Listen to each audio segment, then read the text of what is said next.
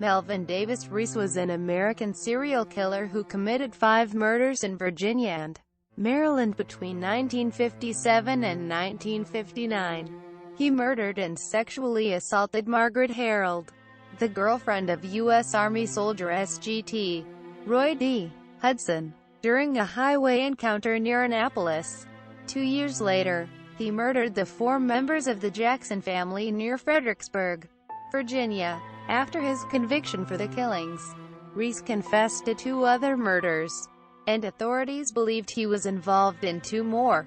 Prior to his arrest and imprisonment, Rees was known as a jazz musician in the Washington, D.C. area. Early life. Little is known about Rees' childhood and upbringing.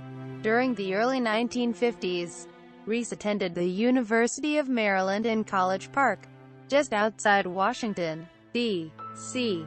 In 1955, Rees was arrested on charges of assaulting an unidentified 36-year-old woman.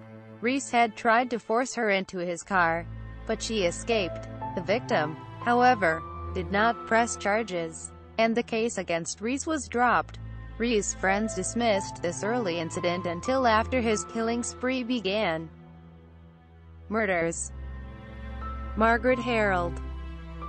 On June 26, 1957, Margaret Harold and her boyfriend, a U.S. Army sergeant on weekend leave, were traveling near Annapolis, Maryland when Rees, driving his green Chrysler, forced them off the road.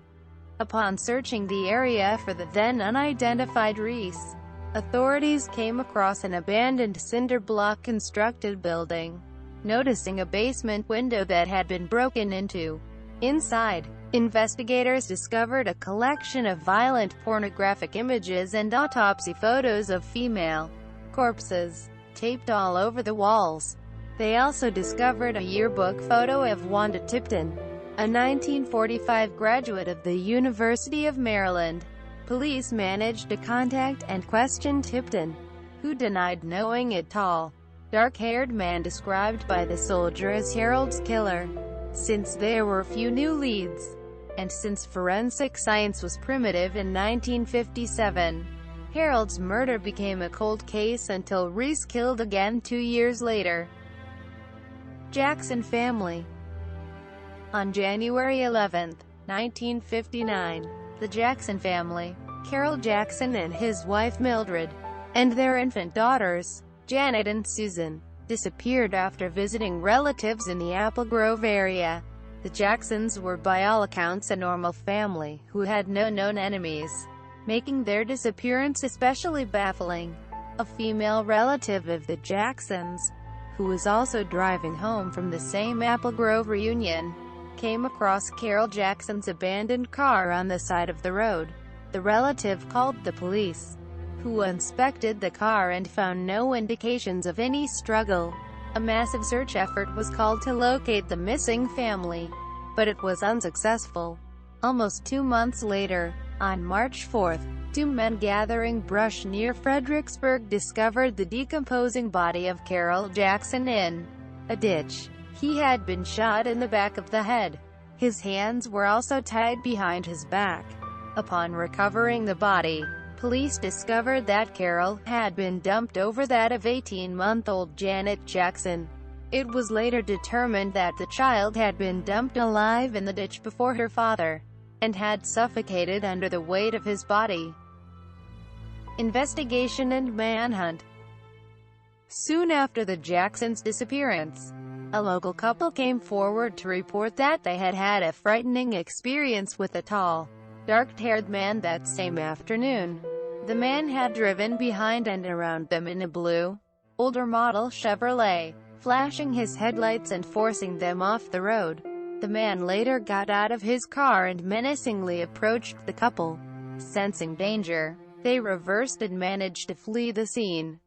The murder investigation became a media sensation with the involvement of self-proclaimed psychic Peter Hercos, who visited the gravesite of the Jacksons in Falls Church, Virginia, and handled their possessions, allegedly using his powers to accurately describe the murders and the positions in which their bodies were found.